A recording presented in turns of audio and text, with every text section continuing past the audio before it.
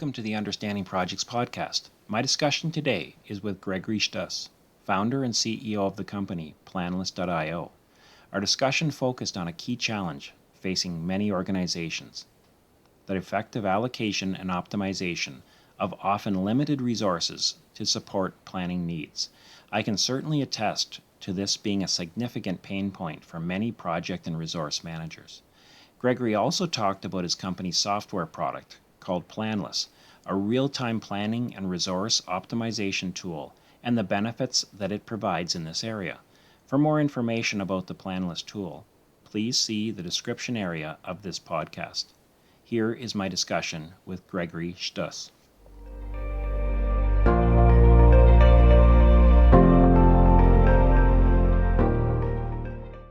You're the founder of a software company. Tell me what made you decide to do so. Is it something you always wanted to do? Did it sort of evolve later? Like what brought you to, being the founder of a company? Yeah, that's a very good question. I'm actually a software developer and a designer at start. I studied in these two fields, and very quickly I fell also in love with marketing. I very quickly ended up in companies being always kind of the middle part in between design teams, development teams, and business people, because generally these people communicate very badly one to each other, and they don't necessarily know how to understand each other problematics. And as I was understanding all of their views, I always ended up kind of being in the middle of these teams. And so I have been all my life, in the last 20 years, managing a lot of different typologies of teams and projects. And so I naturally came to project management without necessarily learning it from school or from university. Just fell into it and started just dealing with it on a daily basis. But I've been working mainly in the marketing and in the software development industries. And I think one of the most complex experience in terms of teams and project management was in a huge multinational where I was managing a lot of teams, and it has been a very complex thing. And throughout these years, I've used, like probably many of us, a lot of different typologies of tools and methodologies in trying to figure what was the best to do the job. But when it was coming to certain parts of that, I always felt very frustrated because a lot of this job is a very painful manual process, right? And I needed to find a better way to do that. I understood that there was a lot of guessing involved in that job and of like hoping for the best parts. And as I'm a half French, half German, my German side is not really working well with guessing things and hoping for the best, as you can imagine. I'm a bit more data-driven person to manage things a bit more precisely. And so some years ago, I was like, well, I have been waiting for more than 10 years that one of the tools out there solves this issue, and none of them was even trying to start tackling it. So I decided, why not giving my take on it? And so with my team at the time, I was like, why wouldn't I maybe try to write some algorithms to help us better organize what we have to do, better manage our time, better manage a bit the task assignments around our projects, etc. And that has been the very first step of Planless. It was first to help me solve my problems, my challenges. And very quickly, a lot of people I knew, project managers or people managing teams, discovered what I had built there and how we were managing things, and they were very interested into it. And I quickly understood that actually that was the problem that almost every team and every project manager had. Yes. And so we started building a software out of it that is called Planless, and this is what brings me, after some years, talking with you today. What was it that what was the painful part that you were first developing? Like you mentioned the algorithms and so on, and this pain, like what was the painful part? So the painful part was mainly on two sides. The first one is the planning of projects and of work, right? And the second part is optimizing resources and their time. Right. The thing is that when we have a lot of projects going on at the same time that can have a lot of dependencies, delays, and things happening throughout the life of the project, it's kind of a mission impossible to manage all of this change and really understand also the impact that each change is having on everything else that we have to do. And so I tried to understand what was the real problem behind of that. And I did an exercise that helped me realize something that actually, even when I'm talking with project managers today, they tell me, oh, I never saw it that way.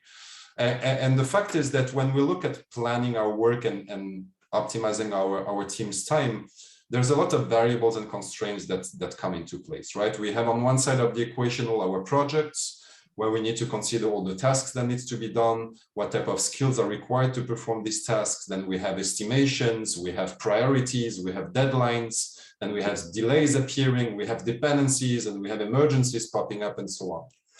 But then on the other side of the equation, and this is generally the part that is missing, we have teams. And it's not only about assigning teams to tasks. It's much more complex than that, because we need to consider not only people's skill sets to know what they can do, but we need to know what is their level of experience on these skill sets, their availabilities. But then in terms of their availabilities comes their meetings, their days off. People fall sick, so we need to consider sick leaves as part of this. And then we need to manage their workloads. And then something that comes more and more today is people not necessarily working in the same place. So time zones and locations have an impact also. And so I quickly came to realize that even if we have only have a small team and a few projects, when we start combining all of these constraints and these variables, at the end, there are hundreds of thousands, if not millions, of planning possibilities. Right. You could combine them in so many different ways that you could actually come up with millions of different plannings. And so what I realized here is that we're not humanly capable of doing that. So at the end, we just come up with what we feel is the best organization to deliver what we have to do, and kind of deal with what's coming our way and just try to kind of keep things going. Right. And that's what frustrated me a lot, because at the end, projects are not getting delivered on time. We all know that. And not on time, they're not on budget. I think I saw a recent study that was saying that 40% of projects on average are not being delivered on time and on budget. But another part is that people spend more than half of their time on work tasks instead of focusing on actual meaningful work. Right. And so I needed to find a solution around that. And I told myself, well, instead of doing all of this manually and trying to guess our way through that, why couldn't some algorithms with the power of AI and computing that we have today could not figure out all of these planning scenarios and possibilities for us based on all our constraints, and figure out what's the actual best plan right now, and that every time something changes, it can just adapt in real time to these changes and constantly optimize the planning of our tasks, but also the resource allocation, and make sure that people's workload is well managed, meaning always full of work and never overloaded or underloaded, right? And so that's basically what Planless is today. Wow. And that's the problem we're solving. So interesting that, and I agree. That is when you said the painful part, that is one of the, if not the most painful part, is the resourcing.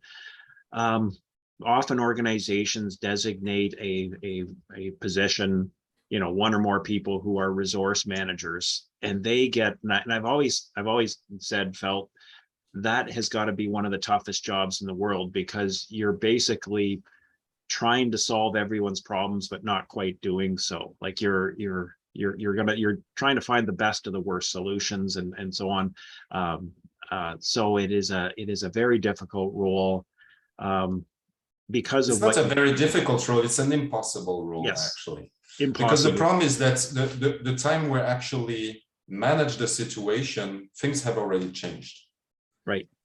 And so it's actually, we can just not do that. It's not manageable.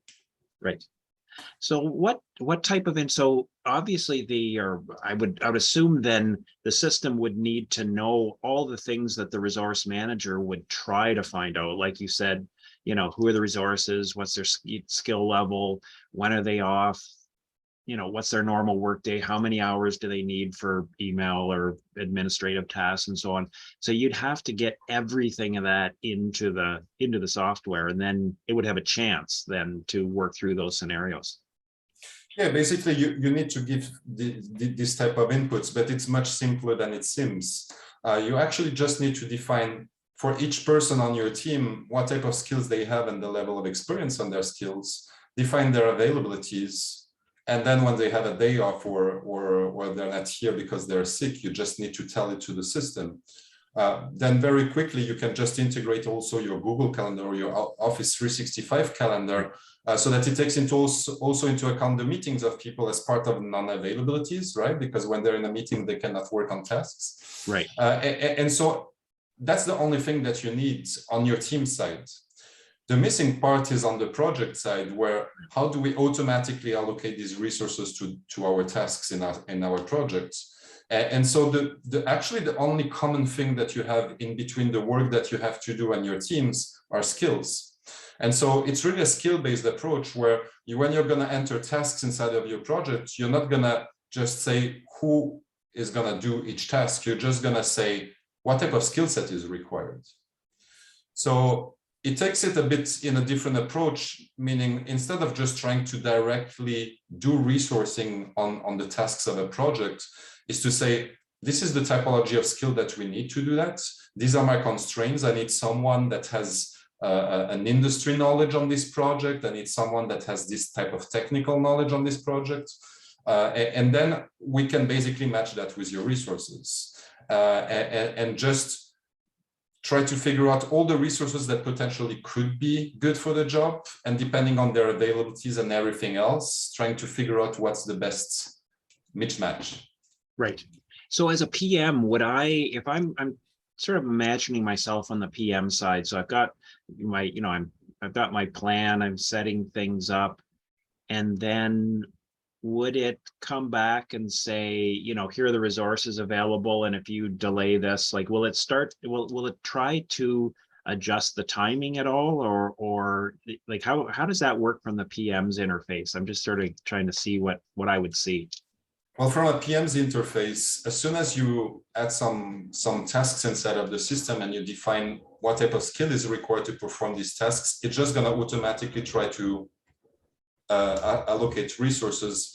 And what is going to happen is that it's going to try to fill up the workload of people, right? So like if people work 8 hours per day from Monday to Friday, it's just going to try to fill up their schedule, and it's never going to overload them. And so instead of like just trying to put tasks on the back of people, it's what is their availabilities and try to add to their schedule without never overloading them. Yeah. What this means is that every time you change something, we can readapt that in real time. So meaning that if a person is sick during 3 days, who is going to take over? You can instantly know that. And so from a PM perspective, it means that you just need to tell the tool what is actually happening every day. So this has been done. Here we have someone that is sick, etc. And the tool automatically adapts to that in real time. And so you don't have to constantly replan things and push things around when something changes. The other part is that it's kind of working a bit the opposite way than project managers are actually used to work, in the sense of like, you don't have to manage the workload of people anymore. The tool does that for you. So you're focusing more on optimizing globally than optimizing individually. Right. So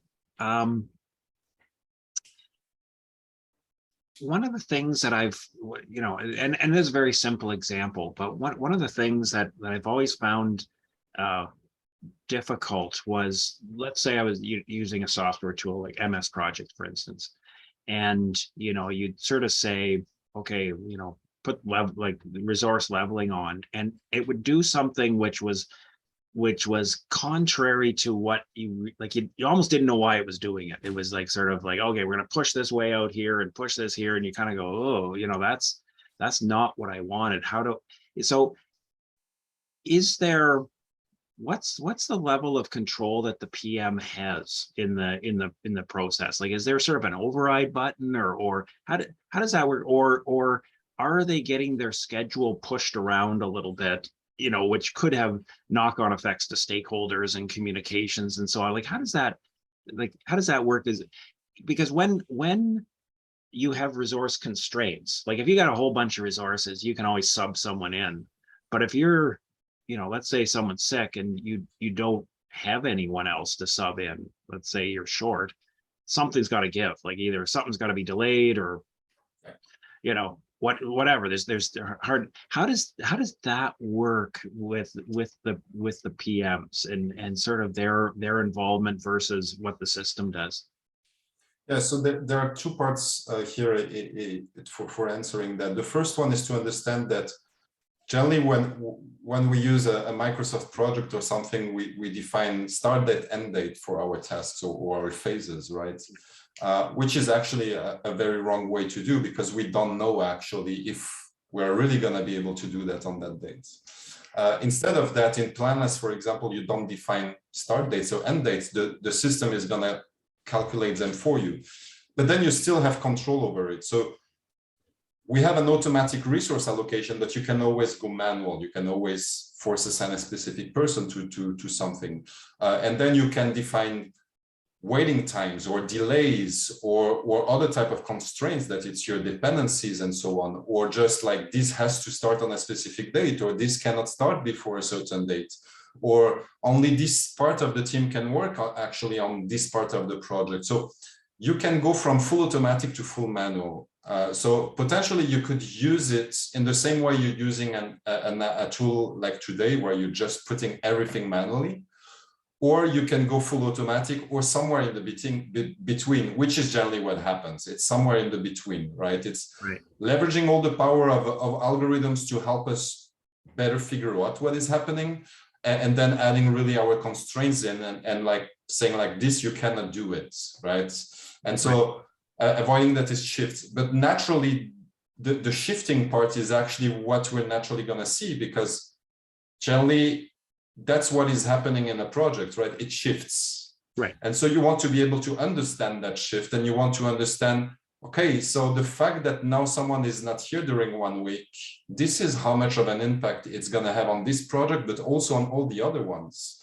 Right. And I have some people to cover, but it's not enough. So if I had to simulate the fact of adding more resources to be able to manage this overloads, how is this going to impact? Well, here on 2-3 clicks, you immediately can understand that and do this type of simulation and projections, which in Microsoft Project will probably take you 3 or 4 days of planning, because you need to replan everything with another scenario. And so that's a bit the difference here in terms of managing this. But naturally shifts happen, right? It's if something gets delayed, it gets delayed, right? You need to understand what is the impact and get alerts when things start to go off track. Yeah, no, I know exactly what you mean. There's many projects where, you create that, that first baseline, and that it's not, that's not going to happen. Exactly. It's a, it's something that you are putting, say, sort of, stakes in the sand, so to speak, but they're going to move. And so, its real purpose almost is, to say, okay, well, that's the direction. Now we just got to manage the shifts that will inevitably occur.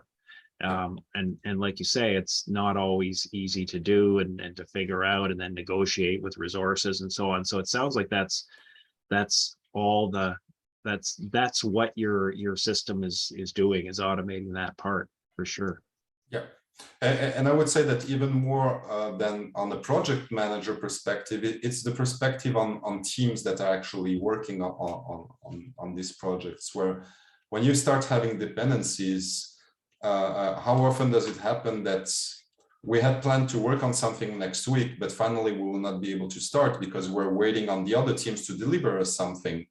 And if this is not updated every day, it's only when you arrive to the last minute that you're actually realizing this. And now we have to completely reorganize our next week because this is not going to happen. And this is the type of things that you avoid if plans are constantly actualized and optimized that way. Right. So you'd need this would be, I'm trying to imagine the implementation in an organization. So you'd need you'd need the resources to be all categorized and so on, which makes sense. I mean, that's got to be done anyways, whether it's a resource manager or this, it's really should be, it's got to be done. But you'd need your project teams to be following somewhat consistently. Like you'd need the data to say, okay, these two projects are both using this resource and these are the dependencies and so on. So if you've got that information, it would really allow for that to be known, as opposed to, like you said, sort of that getting blindsided by a project late in the week where you're saying, well, okay, are you going to have that done? And the answer is no, we're 3 weeks behind. And then it's like, oh, okay, now what do I do? Like that constant shifting that's going on. So you need some, so I would imagine, an organization would need to sort of kind of rationalize its procedures to create some consistency between the project teams. Like that would be a good thing to have in this scenario. Yes and no. The thing is, like, as I told you in the beginning, I'm also a designer, and I care deeply about simple products that are easy to use. And when we built Planless, that was one of the first requirements. And I love complex tools when they are simple to use. And Planless can be used as an all-in-one project management tool, like any out there, with all the layer of intelligence that we're bringing. But we also want that teams can use it as a simple daily tool to manage what they have to do. And so we're combining the power of very powerful planning and resource management tools, but also the simplicity of just a to-do list for people that allows them just to know what they have to do next. So, for example, if a team is involved inside of Planless, they will get on their dashboard a section that is called What's on My Plate, that basically just tells them what they're doing now and what they should be doing next. And they can just mark progress. So they can just mark, I'm going to start working on this. We have time tracking integrated, etc. And then when they finished working on it, they can just mark their task as done, and they're going to start working on their next task immediately. And so they always work on what is really needed from them. But at the same time they're doing that, they're actually updating the plan. Right. Because just by them marking progress and collaborating on their tasks there, they're just making the job of the project manager of updating the plan very easy, because they're just saying what is being done and what is finished and so on. So having the power of a very complex project management and planning and resource management solution, but with the ease of use of a simple tool like an Asana or a Basecamp or this type of tools, this is really what we wanted to create. Right. No, it sounds really interesting. And like you're saying, if that's integrated into your team members' workflows, and it's like you say, simple. I love the simple and easy to use. I cannot agree more. But if it's integrated into their workflow and they find it useful, it's managing their to-do list, so to speak. It almost eliminates that, sort of traditional weekly status where you go, or this PM goes around and where are you on this and where are you on that, and you're constantly catching up with where they are. Exactly. Once a week you sync, and then it gets out of date, and then once a week you sync. But what you're saying is you're getting this in real time, which sounds really good. Yeah. And the next step, and this is something we have been starting in the beginning of the year, we started integrating with the most popular tools out there, so that teams can just keep using the solutions they're already using today, but that project managers and team leaders can just use Planless as a layer on top of these solutions to do all the planning and resource management. So basically teams keep using their Asana or their ClickUp or their Basecamp or whatsoever, and just report progress there on their tasks. Right. And it gets synchronized automatically back to Planless, so that project managers have an instant feedback of what is happening. So you're saying it's kind of like the the other tools are sort of the front line for the teams. The Planless becomes sort of the more the back end, where it's keeping the project plan integrated and so on, and for It can be project used managers. it can be used both ways. The thing is, in the beginning, we didn't have these integrations, and we started realizing, we started realizing, working with bigger teams, that it's sometimes very difficult for teams to go out from their actual solutions, and it was easier to just come as a layer on top of these tools. And I think that what we're doing is complementary to these tools. It's basically, like we like to say, we're just extending their capabilities, right? Because this type of capabilities, you don't have them in these tools. And so having a separate place to manage all the planning and resource management, but synchronizing data with these tools look to be the best solution.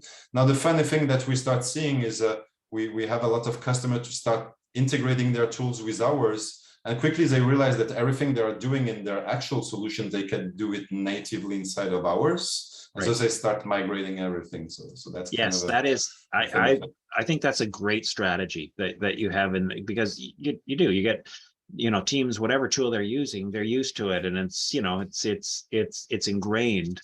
But yeah, if you can get in there and integrate with it, then who knows where it goes. That's a smart strategy. So just as a thought on this, I was thinking prior to us talking, and in the past, I would say the split between a PM and software, and this is a debatable percentage. I'm interested in your point of view. In the past, say 10 years ago, I would think that the PM did like 80% of the work, and the software maybe 20. Maybe it's 85-15 or 90-10, but most of the thinking, the thought process was the PM and resource man. Let's include the resource manager in that bucket as well. Maybe it's an 80-20 or 90-10. So, well, first of all, I want to see what your feedback is on that. But then the next question is, it seems like this is moving the line a little bit, is that we're giving more, the software is now going to do more heavy lifting. So maybe it moves to 50-50 or 60-40. Is that an accurate, is that way of looking at it true, or does that make sense? Short answer, I don't think so. I think it does not change that line. Oh, okay. Long answer is a bit more complex.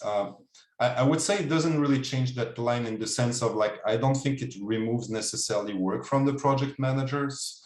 It helps them make better decisions and better optimize everything that they do. Right. Very often I hear people telling me, "Oh, okay, so like basically I don't need a project manager anymore." I said, no, that's not the case. Yeah, that would be a mistake, manager, right? That's not the right way to see it. And saying that it's going to do the job of the project manager, I don't think either. It's going to help him do his job much better and much faster, probably. Right. But there's still a need for him to be there and control the system. I mean, it's going to do his job. That's not going to happen. And I think that's never going to happen. Now, there's a second part to this answer, which is the rise of agile methodologies in the last 10 years, because you told me 10 years ago, right? And a lot of companies went towards agile and to teams that are self-organized, etc. So kind of removing the need for resourcing and so on. But I have been working with agile methodologies during a lot of time, and it comes with another set of issues than traditional project management. And this is not the topic of discussing them, because we could talk about this subject during an hour. But I see more and more companies starting to shift out of agile methodologies, because they realize that it comes with a lot of issues. And I gave this a lot of thoughts during the last years, and I have kind of a controversial view on that, which is that methodologies like Scrum, etc., to basically create buckets of 2 weeks of work were actually a great way to manage what was not manageable through traditional planning. It was basically saying, okay, planning as it is, it's not manageable, like we discussed that since the beginning of our talk. Right. And so how do we simplify it? And so, oh, why not creating buckets of 2 weeks and calculate teams velocities, etc., to better organize that we have to do.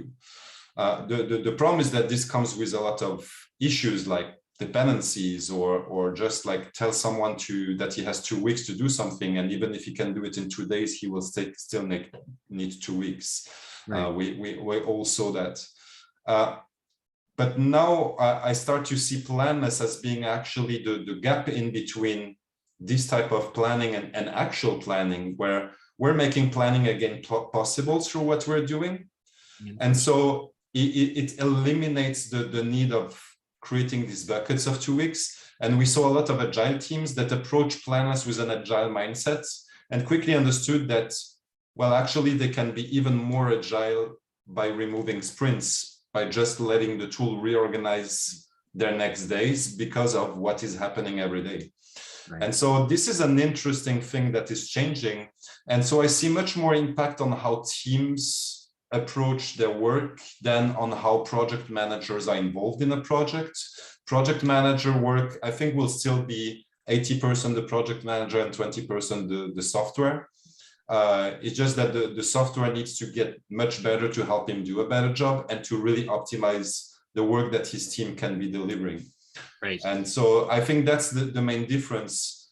Yeah. I would say it makes them win a lot of time, that it's on making decisions and on optimizing, and it makes the team save a lot of time by better managing their time and what they have to do. Yeah. Okay, I absolutely agree with you on that. The information on agile, that's quite interesting, and I see where you're going on that, and I agree. Let me just go back to the 80-20 for a moment and why it's not, 50-50. I agree with your answer, because I guess what you're saying is, it's not that the software is quote taking work from the PM, which from a marketing point of view, you're probably going to have a lot of PMs evaluating your software. The idea that it's going to take over their job wouldn't be good, and it won't. I agree with you completely, is that it's not going to, it can't almost. But what it's bringing is value add. So it's like you're saying, it's allowing the PM to do more with better information and so on. So it's not reducing their work, just making them more effective, which then leading into the agile, that is quite interesting. And I hadn't thought of it that way, but you are right. Agile is, it very simple to say, there's a simplified, I suppose, just statement, but one of its, it was brought in, or maybe it's not simplified. One of its reasons for being is to supplement the downfall of waterfall, or the challenges of waterfall.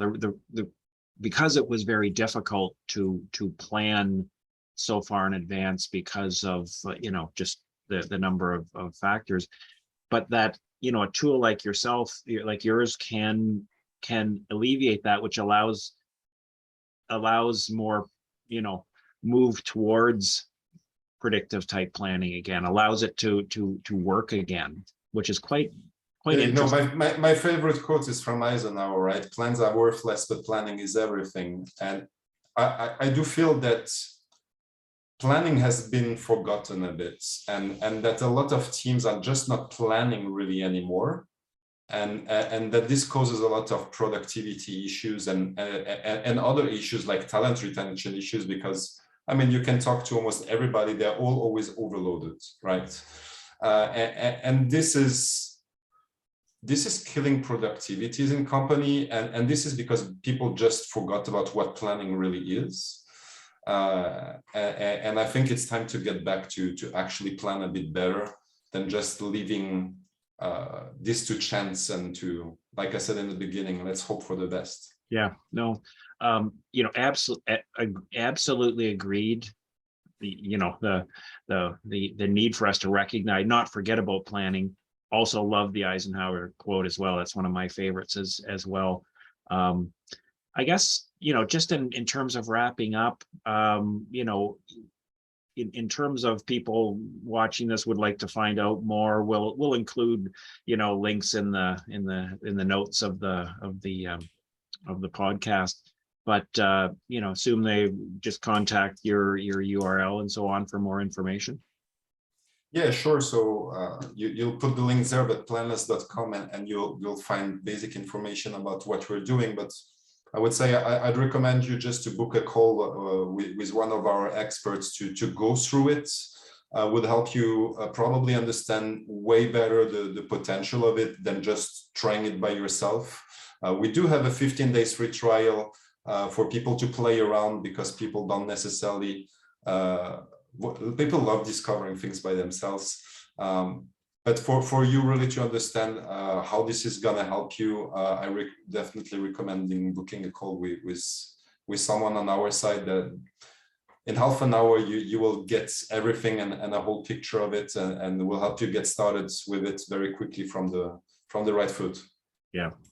Well, Greg, there's been a pleasure talking to you. I'm really fascinated with the approach you're taking. I think you have your finger right on the pulse of projects and where the pain points are. And I think, I'm really thinking this would be, if I was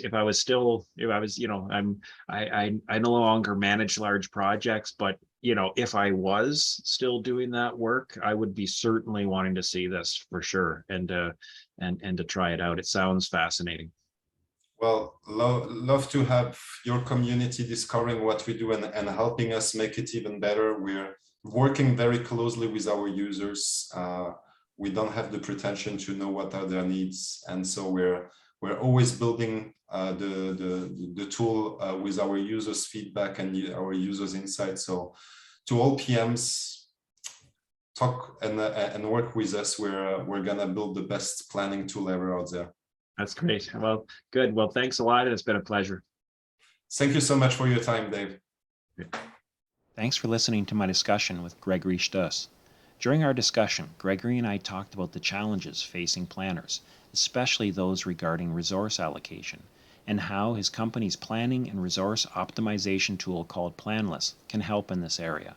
He also reminded me of one of my favorite project-related quotes from Dwight D. Eisenhower, that plans are useless, but planning is indispensable. I cannot agree more.